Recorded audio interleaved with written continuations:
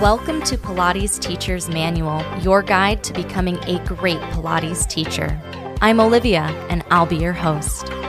Join the conversation and the Pilates community on Instagram at Pilates Teacher's Manual, and visit buymeacoffee.com/Olivia Podcasts to support the show. Today's chapter starts now.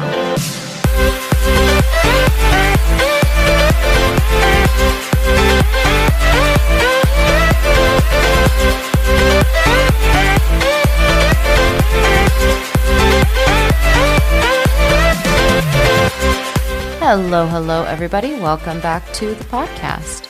As we all know, being a great Pilates teacher is about more than just being great at teaching Pilates.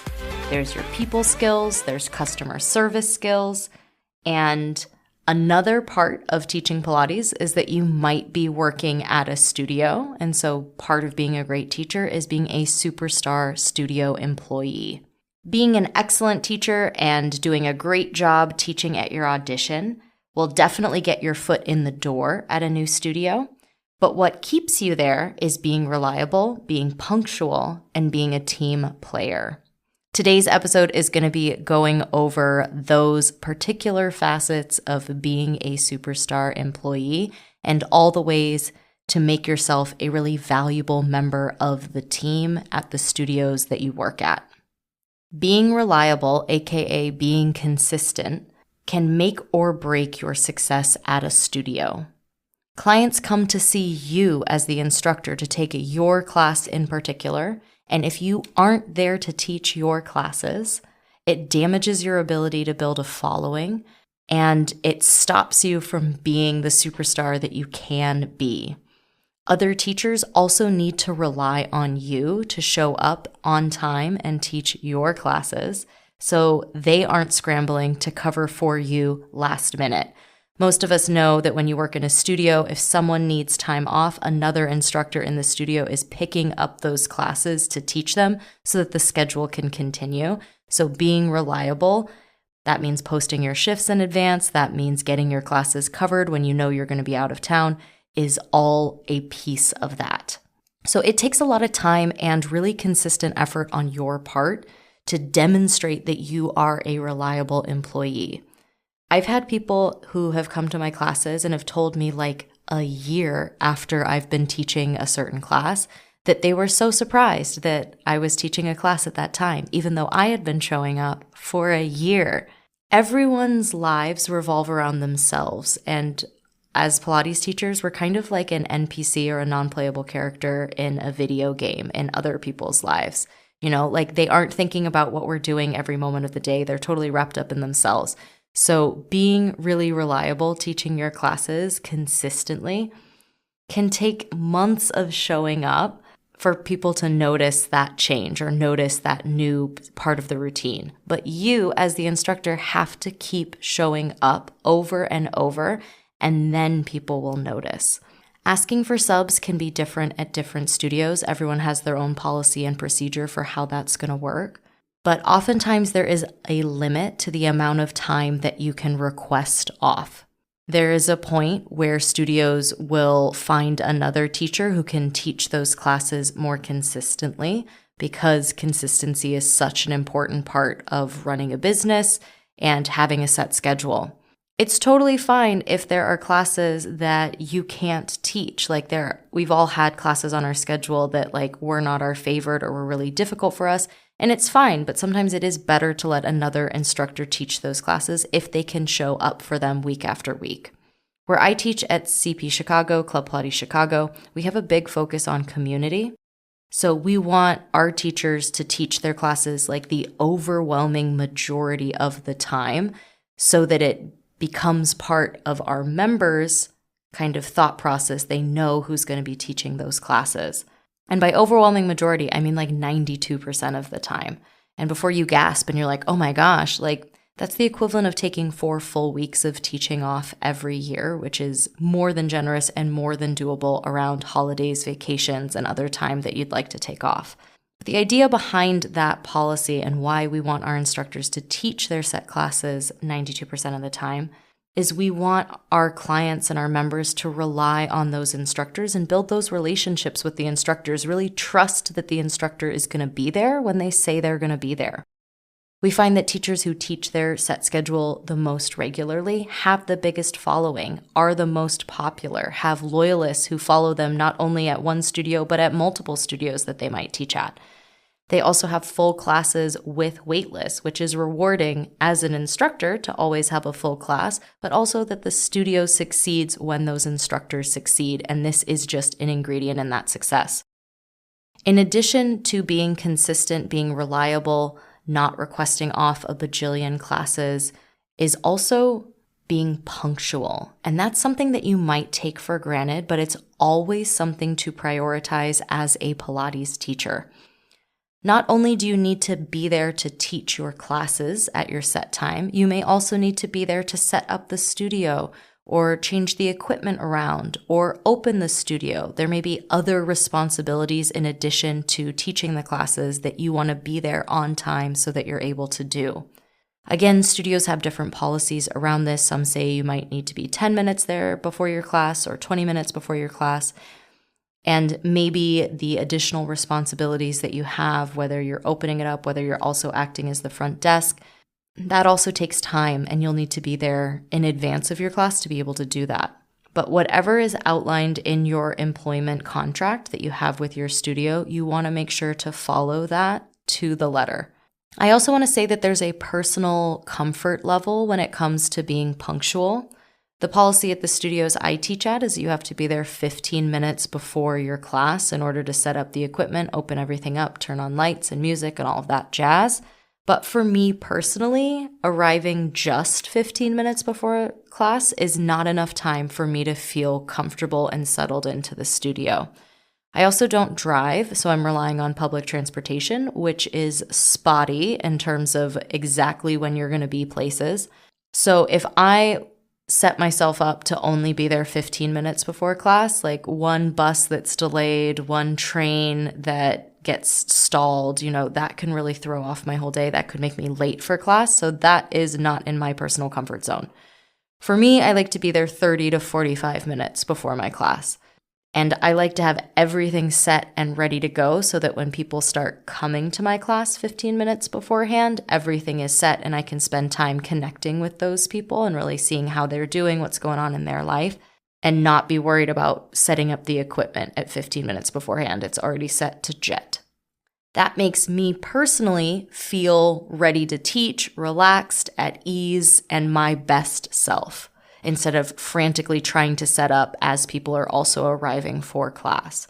Now, I understand that coming that early may not be feasible or desirable for you as an instructor. The time that I'm at the studio before my class starts is also not paid time. I am there on my own time, making sure that I'm my best self, which is valuable to me, but is not something that I am compensated for. But what I found for myself as a teacher to feel good and feel ready to teach, that's what I need to do. So I arrange my schedule in a way that allows me to do that. Bare minimum, you need to follow that punctuality policy. When you need to be there at the studio before your class, you need to do at least that. If you find, like me, that you need more time than what they're allotting, definitely make those allocations and rearrange your schedule so that it fits for you. But bare minimum, you have to do the bare minimum. Lastly, this final piece that I want to cover is this aspect of being on a team and being a team player. I know that not all Pilates teachers played team sports growing up, but I definitely played soccer and know very well what it means to step up for your teammates, to help out where you can. And I do think that a lot of studios operate in a way where the teachers, even if you're not in the studio at the same time, but you're helping each other out to get classes covered. Everyone wants to travel around the holidays and visit friends and family. Everyone wants to go on vacation or take long weekends. And taking time off is a valuable thing that you should be able to do. I do think that the time you take to recharge your personal batteries makes you a better teacher while you're teaching. And everyone should have the opportunity to do that. So you as an instructor at the studio can be a team player by subbing classes when other instructors need subs. Of course, you can and should set limits on when you're available, but sharing a little bit of your bandwidth when you have extra bandwidth allows other instructors the space to take that time off and recharge their batteries. And in turn, they'll be able to cover your classes when you would like to take some time off to recharge your batteries. There's a whole pay it forward idea. There's a little bit of a quid pro quo. I think swapping shifts is also great, that way everyone's classes get covered. Sometimes it's not a one-to-one. Sometimes you cover classes for someone who can't cover your classes, but they can cover classes for someone else who can cover for someone else, and maybe they can cover your classes, but it all works out if everyone helps. Subs are like a studio ecosystem, and some people on the schedule are teaching fewer classes and have a lot more time and availability and bandwidth to sub. Even before I was a lead instructor at the studios, I tried to cover one block of classes every month just to pay it forward because I was able to do that and I wanted to be able to help out where I could. Having teachers who cover each other's classes means that the studio can continue to offer those classes and not cancel them whenever a teacher's taking time off. That plays into the reliability part, and clients know that classes will continue to happen regardless of who's teaching them. And that knowledge and trust that the scheduled classes will be happening as scheduled is a really huge thing. So if you really want to be a sub superstar at your studio, try to cover more classes than the classes that you're requesting off. Your schedule may not allow that. As I said, some people teach a few classes and have a big bandwidth to cover. You might be teaching a ton of classes. You might be teaching 20 or 30 classes and not have that same flexibility when it comes to covering. But, that's going above and beyond. To sub more than you need subs is definitely going above and beyond. If you can't sub more, try for parity. And again, I know that that's not always possible, but if you're requesting off a shift, try to cover back a shift so that you have a net neutral impact on the sub ecosystem. What you really don't want to do is request a ton of subs and never cover back anyone. What happens is like a really negative cycle where people see your sub requests and are less willing to cover your classes because you'd never help them out in return. And again, it doesn't have to be one-to-one, but making a genuine effort to cover maybe one block a month like I was doing before. Maybe it's less than that. Maybe you're just covering the teacher who teaches right before you. You can take one of those classes. But just making that genuine effort goes a long way to keeping that sub ecosystem really healthy and happy. This doesn't mean that you have to bend over backwards, say yes to every class, teach 12 classes a day. Like, that's not what I'm advocating for at all. But being flexible when you can be flexible, making that genuine effort to help out, whether it's just a couple classes here and there, or whether you can commit to something like a block a month, something like that, or swapping shifts, communicating with teachers, telling them, hey, I saw that you needed this covered. I need this covered. Any way we can switch. Like, that goes a really long way towards being a team player, and that will get you noticed in a positive way at the studio. You also have to recognize that everyone needs subs, whether they get sick and it's sudden and they need coverage that evening, whether it's a planned vacation or a honeymoon or a maternity leave or parental leave, or someone has car trouble and you can stay and teach a class because you're already at the studio. Like, whenever you can offer additional support when other instructors need it, you know that at some point you will be sick, you will have car trouble, your kid will be sick, and you'll need some help out from someone else. It's this idea that we're all supporting each other because we know that when people do Pilates, their lives are vastly improved. They're stronger, they're healthier, there's longevity. Like, so many good things happen when people exercise, when people do Pilates, and contributing to that in this little way that we do is so valuable. So yes, continuing to learn and grow your toolbox and learn more Pilates teaching skills and cues and working with injuries and working with athletes and rehab, like all of those fun continuing education classes you do are important and help you improve as an instructor. But being a reliable and helpful team member when you are an employee at a studio is also really important. You can be the best Pilates teacher in the world, like literally teach the best class in the world. But if you don't show up to teach when you're supposed to, or you request subs and you don't help cover people back, or you're chronically late to your classes, like, are you really the best Pilates teacher? Certainly not to the clients who don't know when and if you're going to show up. Not to the teachers whose willingness to help you out is being taken for granted because you're not contributing to that sub-ecosystem. And not to your studio that knows that they can't count on you because you've proven yourself to be unreliable. That's, of course, very negative, and I don't want to be negative, but it is important to recognize the impact that our effects have on others, not just the people that we're teaching necessarily, but also the people we work with and our colleagues and our studio community as well.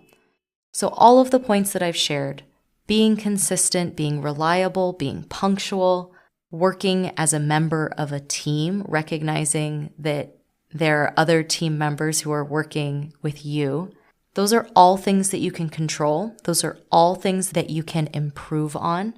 And in addition to your superstar teaching skills, being a great employee will set you apart. And I want you to be successful as a Pilates teacher. So yes, I want you to have the skills that help you teach a class and program in a seamless way and have the right cues and give the right modifications and offer all the hands-on assists or hands-off assists or corrections or whatever. I want you to have all of those skills, but I would be remiss if I did not also mention that being a great employee is part of teaching when you work in a studio. Even if you owned your own studio, you would still want to be a great employee and a great model for all of the people who work at your studio. You would also want a bunch of really great superstar employees in your studio. So recognizing that the skill set for teaching Pilates is more than just what happens even during the class that you're teaching, but all of this stuff outside is part of it too. Huge thank you to all my supporters on Buy Me a Coffee. I endlessly appreciate you being part of this project and part of this journey. I cannot believe that it's almost the end of November. I don't know where the time is going, but I'm really looking forward to our November coffee chats.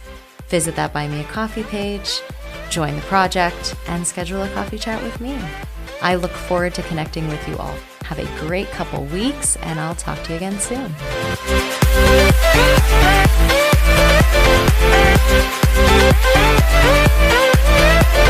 Thanks for listening to this week's chapter of Pilates Teacher's Manual, your guide to becoming a great Pilates teacher. Check out the podcast Instagram at Pilates Teacher's Manual, and be sure to subscribe wherever you listen. For more Pilates goodness, check out my other podcast, Pilates Student's Manual, available everywhere you listen to podcasts. The adventure continues. Until next time.